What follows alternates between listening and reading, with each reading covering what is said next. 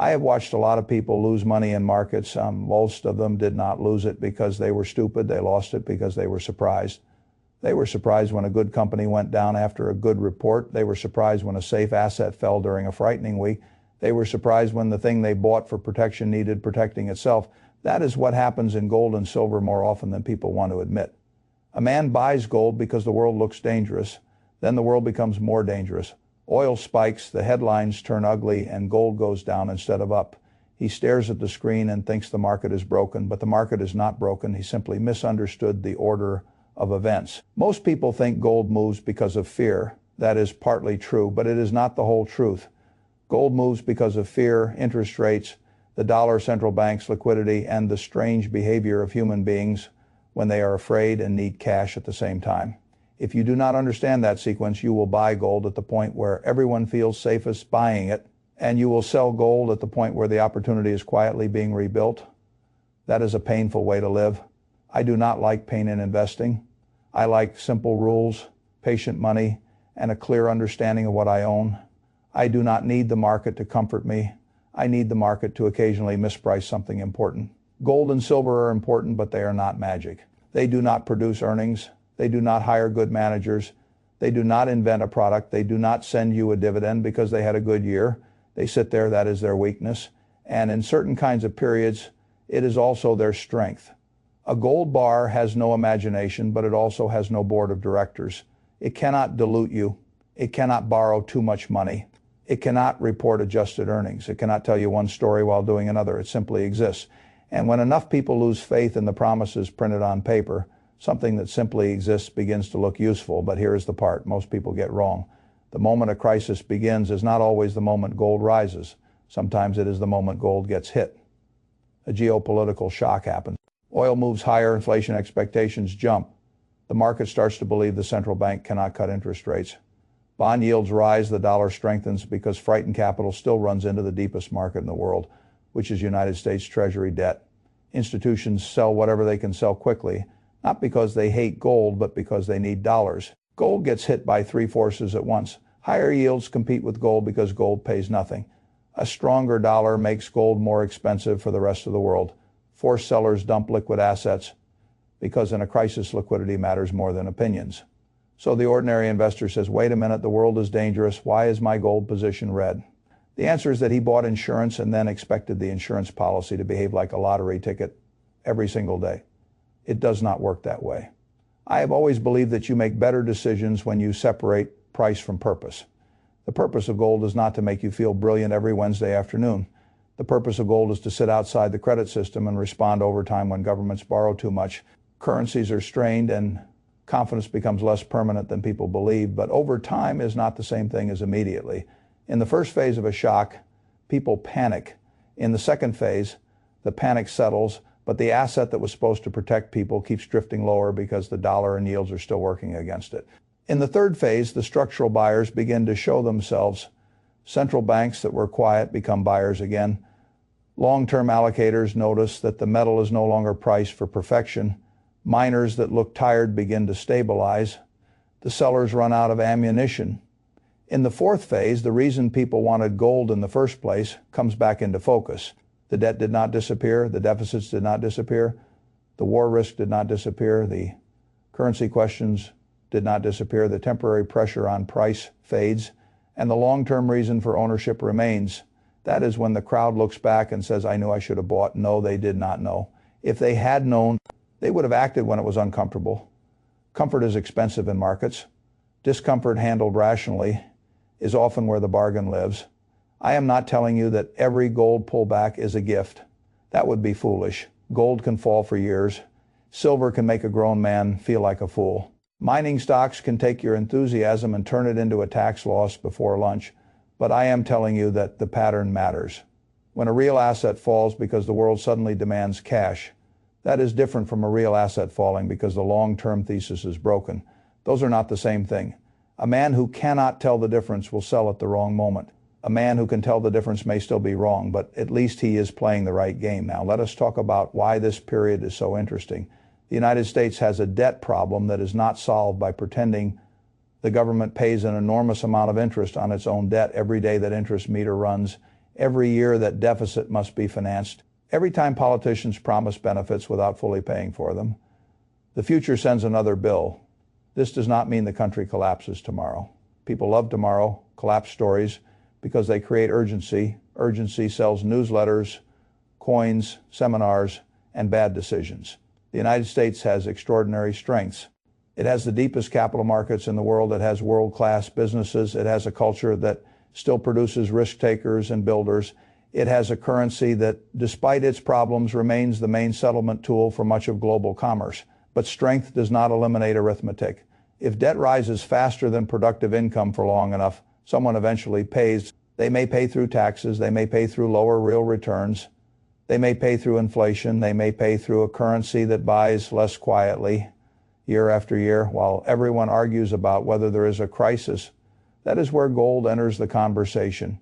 Gold is not a bet that America ends. Gold is a bet that governments, being run by human beings, often find it easier to dilute money than to discipline themselves. Silver is even more emotional because it is both a precious metal and an industrial metal. It can behave like money in one season and like a commodity in another. That makes silver more volatile, more frustrating, and sometimes more explosive. If gold is the old man sitting quietly in the corner with no need to explain himself, silver is the restless younger brother who sometimes sleeps for years and then runs through the house breaking furniture. You do not own silver because you want a calm life. You own it. If you own it at all because you understand its volatility, its supply, demand tightness, its industrial use, and the way small markets can move violently when investment demand returns. But again, none of this removes the need for discipline. A good asset at the wrong price is not a good investment. A dangerous asset at the right price can be useful if you size it properly. Most trouble in markets comes from confusing conviction with concentration. A man says, I believe gold is going higher, fine. Then he puts half his account into a silver miner that cannot control costs, has political risk, and needs capital. That is not conviction. That is a lack of plumbing. Investing is plumbing. You must know where the cash comes from, where it goes, what can clog the pipe, and what happens if pressure rises with gold miners. The plumbing is simple in concept and difficult in practice.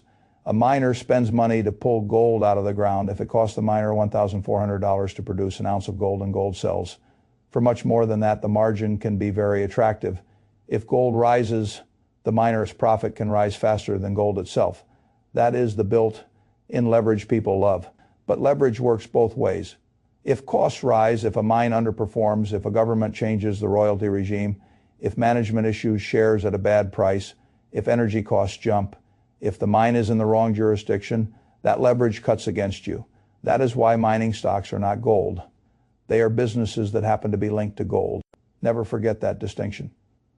A gold bar has no CEO risk. A mining company does. A gold bar has no labor dispute. A mining company does. A gold bar does not miss production guidance. A mining company can. So if a man wants pure insurance, he should not pretend a miner is the same thing. If a man wants upside, he should not pretend the miner is as safe as the metal. There are also royalty and streaming companies. I have always found that model interesting because it often avoids some of the worst operating risks of mining.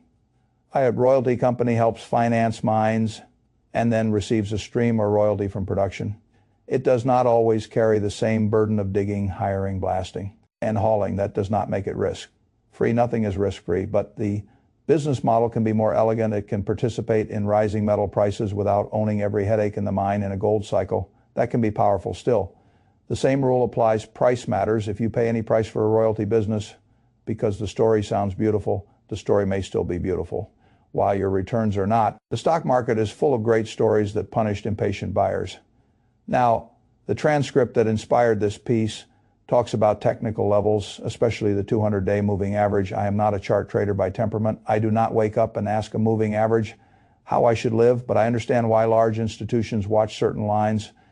Markets are made of people, machines, mandates, and memory. If enough capital watches the same level, that level can matter, not because it has mystical power, but because it coordinates behavior. The 200-day moving average is one of those reference points when gold or silver drops far below a widely watched trend line during a crisis. Some people call it a breakdown, others call it a potential reset.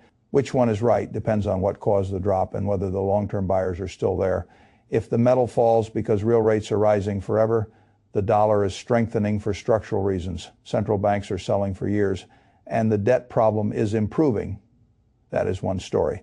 If the metal falls because institutions are raising cash during a shock, while central banks resume buying, debt remains enormous, geopolitical risk remains elevated, and silver's physical market remains tight. That is another story. The chart alone cannot tell you which story you are in. You need the chart, the balance sheet of the world, the behavior of central banks, the fiscal condition of governments, the interest rate environment, and the psychology of investors. That is why investing is hard. People want one number markets. Give them a machine. Let us talk about central banks for a moment. Central banks are not perfect investors. They are not magical. They have made plenty of mistakes, but when central banks diversify reserves into gold, I pay attention because they are not buying gold to impress their neighbors. They are buying it because gold has no issuer. A treasury bond has an issuer. A dollar has an issuer. A euro has an issuer. A yen has an issuer. Gold does not. That matters in a world where sanctions, debt, deficits, and currency politics are no longer theoretical. A central bank that holds another country's debt is also holding another country's promise and another country's rules. Gold is not a promise from anyone. It is an asset without a liability attached to it. That is why countries that do not fully trust the current system tend to like it. They may buy slowly, they may sell temporarily, they may manage reserves for liquidity, but the deeper reason remains they want something outside the credit chain. Private investors should understand that motivation, but they should not blindly copy it. A central bank has a different time horizon, different obligations, and different liquidity needs than a household. A family cannot pay the electric bill with a speech about reserve diversification. A retiree cannot buy groceries with a chart showing central bank tonnage. You need liquidity, you need income, you need a plan that survives being early, wrong, or both. This is why I've never liked all or nothing thinking. There are people who say, own only gold because paper money is doomed. There are people who say, own no gold because it produces nothing. Both groups are usually too certain. Certainty is emotionally satisfying and financially dangerous. The better question is not, should I own gold or not own gold? The better question is, what role would gold play in a rational portfolio? Is it insurance? Is it a trade? Is it a hedge against policy mistakes?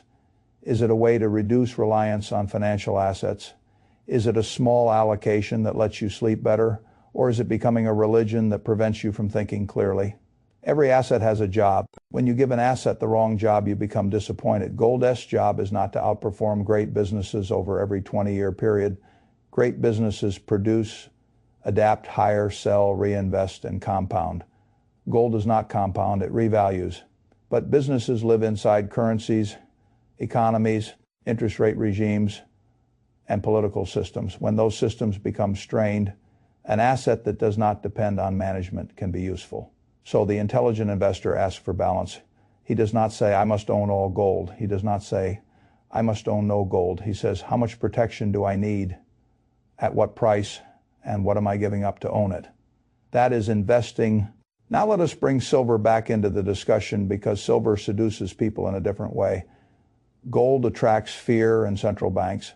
Silver attracts fear, industry, and speculators. The silver market is smaller. That means flows matter more. A modest change in investor demand can move price far more violently than people expect.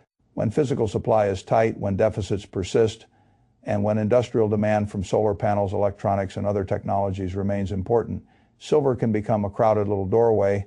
When everyone wants out, it collapses. When everyone wants in, it explodes. This is why silver can be both exciting and dangerous. If a person cannot handle seeing a position down 30%, he should be very careful with silver. The metal does not care about your nerves. It has ruined the confidence of many people who thought volatility was something that happened to others. But volatility is not automatically risk if you have the right size, the right time horizon, and no leverage. Volatility becomes fatal when you borrow, concentrate, or need to sell. This is the same lesson across markets. The stock market does not destroy people merely by going down. It destroys people who arrange their affairs so that a downturn becomes a forced sale. Gold does not destroy people merely by correcting. It destroys people who bought it with borrowed confidence. Silver does not destroy people merely by moving wildly. It destroys people who thought a wild horse was a sofa. Respect the animal you are riding. The great advantage of studying past cycles is not that the past tells you exactly what will happen next. It does not. Anyone who says history gives them certainty is selling certainty, not truth. The value of history is that it teaches you what kinds of surprises are not really surprises. Gold falling during the first stage of a crisis is not new. Silver shaking out late buyers after a huge move is not new. Institutions selling liquid assets to raise cash is not new. Retail investors buying the top and abandoning the setup is not new.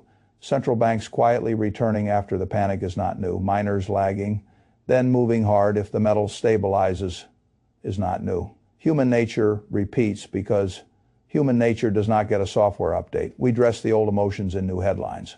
In 1973, it was oil and embargoes. In 1979, it was Iran and inflation. In 1991, it was the Gulf War. In 2001, it was shock, recession, and uncertainty. In 2022, it was Russia, Ukraine, energy, and sanctions. Now, the headlines are different again, but the sequence is familiar. Shock, oil, inflation expectations, yields, dollar liquidity, forced selling, stabilization, structural demand recovery. That does not guarantee a profit. It gives you a map. A map does not move your feet for you. It simply keeps you from walking in circles. I have seen people destroy good ideas by using bad timing and bad sizing. They hear a good argument for gold and buy too much. They hear a good argument for silver and use leverage. They hear a good argument for miners and ignore the balance sheet. Then the asset falls and they blame the thesis. Sometimes the thesis was fine, the execution was terrible. A good thesis cannot rescue a bad structure. This is why I like boring habits. Know what you own. Know why you own it. Know what would make you change your mind. Know how much you can lose without damaging your life. Know whether your position is insurance, speculation, income, or long-term ownership. Know the difference between a temporary price decline and a broken thesis. Most investors do not know these things. They know the story. Stories are easy. Structure is harder. The world rewards structure. Now let us consider the miners and royalty companies in a broader sense.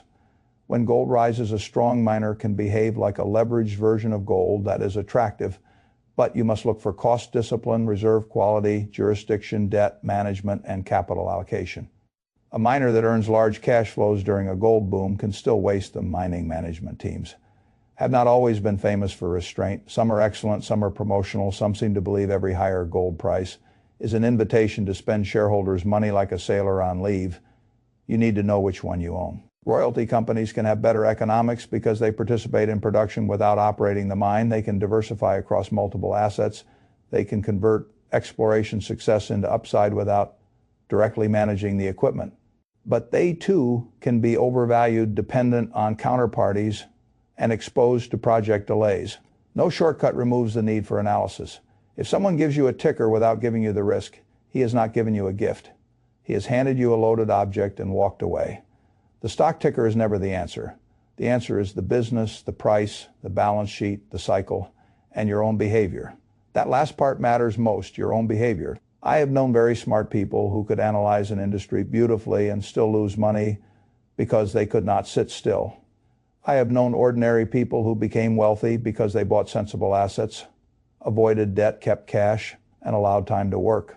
Patience is underrated because it looks like doing nothing, but patient investing is not doing nothing. It is refusing to do the wrong thing. In a metal cycle, the wrong thing usually looks like chasing the exciting move after everyone is talking about it, then selling the ugly pullback after the long-term setup improves. In other words, people buy when they feel validated and sell when they feel lonely. The market pays you for doing the opposite only if you are right about the underlying value and strong enough to hold through discomfort. This does not mean you should be stubborn. Stubbornness and patience are cousins, not twins.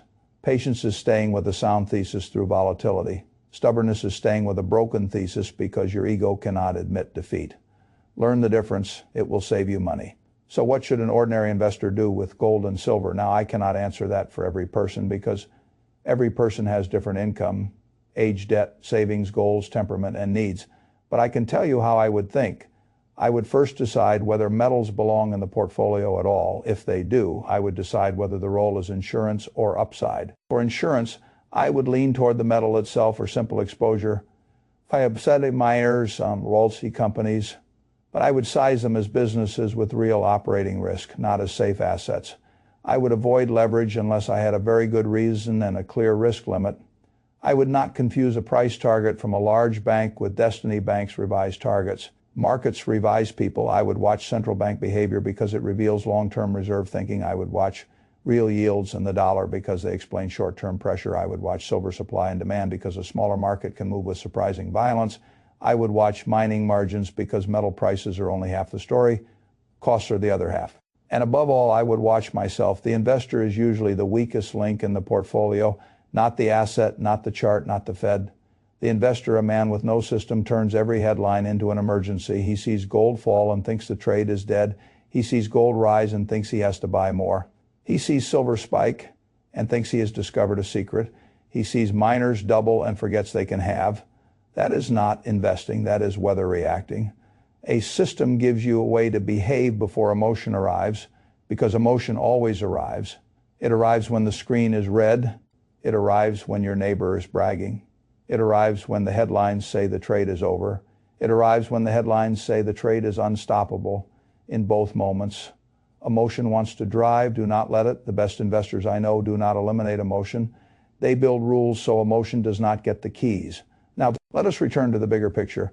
Why do metals matter in this age of artificial intelligence, giant deficits, energy shocks, and unstable geopolitics? Because every era of innovation still needs trust.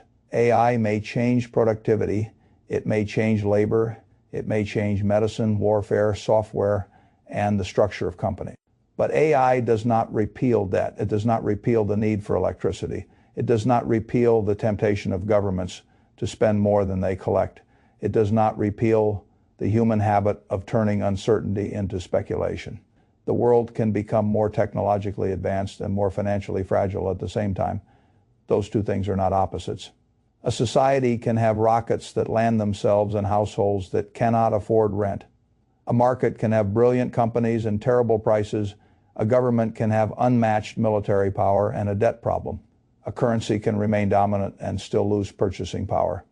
This is why I do not like simple slogans. Gold is dead. Gold is going to the moon. Silver is manipulated. Silver is the trade of the century. Index funds are safe. Index funds are a trap. Markets are rigged. Markets are efficient. These slogans may contain a grain of truth, but they are not enough to manage money. Real investing lives in nuance. Nuance is less exciting, but it pays better. Gold can be useful and still be overpriced at times. Silver can be undervalued and still fall further. Miners can offer upside and still be dangerous. Index funds can be useful and still hide concentration risk. Cash can feel safe and still lose purchasing power. Treasuries can be liquid and still deliver poor real returns if inflation runs ahead of yields. Every asset is a tool. A hammer is wonderful when you need a hammer and foolish when you need a scalpel. The investor's job is not to love tools. It is to build the house. So here is the house I would want. I would want productive assets that can grow earnings over time. I would want enough liquidity that I am never forced to sell during panic. I would want some protection against governments doing what governments usually do when debt becomes uncomfortable. I would want exposure size small enough that volatility does not change my sleep. I wouldn't want a watch list of high-quality businesses that become attractive if the market overreacts. I would want to be prepared for both inflationary shocks and deflationary scares. I would want to avoid the one condition that destroys investors faster than almost anything else: needing money at the wrong time. If you can avoid needing money at the wrong time, you can survive many mistakes.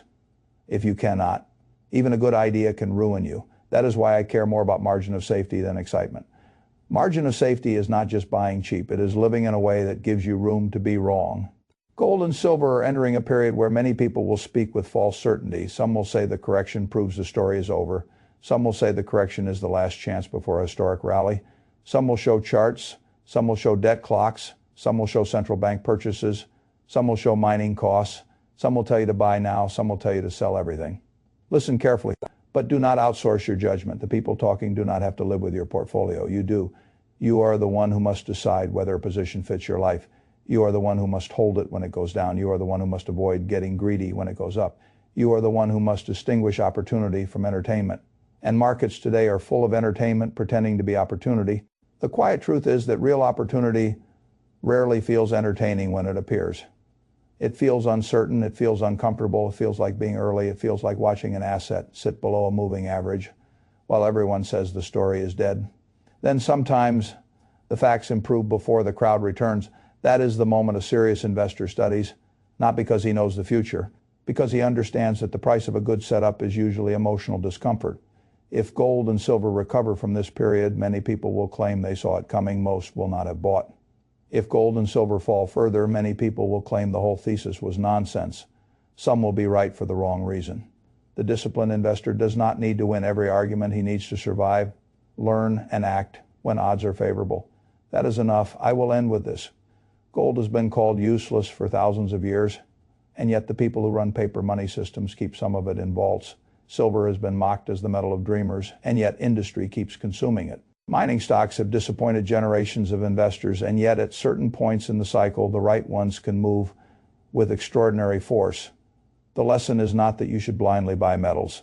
The lesson is that you should understand why they fall, why they rise, who is buying, who is selling, and what role they serve before you put your money anywhere near them. The crisis does not begin when the headline tells you to panic. The opportunity does not begin when everyone agrees it is safe.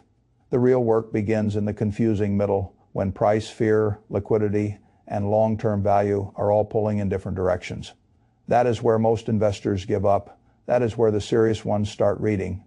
And if you can be serious in a market designed to make you emotional, you already have an advantage. Most people will never build.